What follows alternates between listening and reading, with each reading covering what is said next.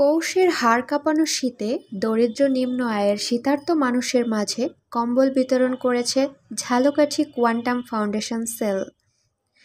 বুধবার বিকেলে শহরের কামারপট্টি রোডস্থ কোয়ান্টাম ফাউন্ডেশন সেলের উদ্যোগে অর্ধশত শীতার্ত পরিবারের মাঝে কম্বল বিতরণ করা হয়। শীতার্ত মানুষের হাতে কম্বল তুলে দেন কোয়ান্টাম ফাউন্ডেশনের আন্তরিক সদস্য ওয়াহাব গাজী শিশু বিদ্যালয়ের অধ্যক্ষ বীর মুক্তিযোদ্ধা শহীদ ইমাম সরকারি উচ্চ বিদ্যালয়ের সাবেক প্রধান শিক্ষিকা মারুফা বেগম ও কোয়ান্টাম ফাউন্ডেশন বরিশাল শাখার পরিচালক ফয়সাল মাহমুদ।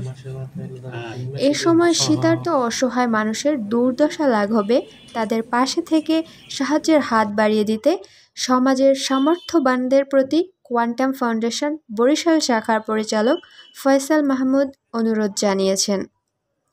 কোয়ান্টাম ফাউন্ডেশন কর্তৃপক্ষ জানায়, পৌষের প্রচণ্ড শীতে খেটে খাওয়া মানুষ শীতবস্ত্রের অভাবে রাতে ঠিকমতো ঘুমাতে পারছেন না।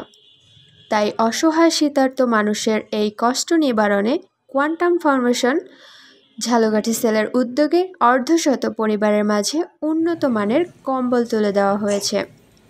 এই হাড় কাঁপানো শীতে কম্বল পেয়ে শীতার্তরা খুবই খুশি।